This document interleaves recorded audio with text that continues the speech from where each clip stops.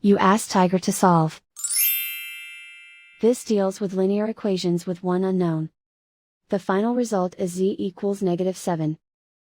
Let's solve it step by step. Group all constants on the right side of the equation. Add 14 to both sides. Group like terms. Simplify the arithmetic.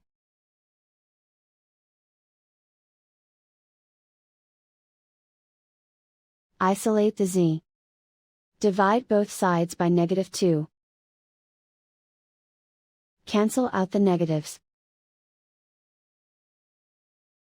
Simplify the fraction.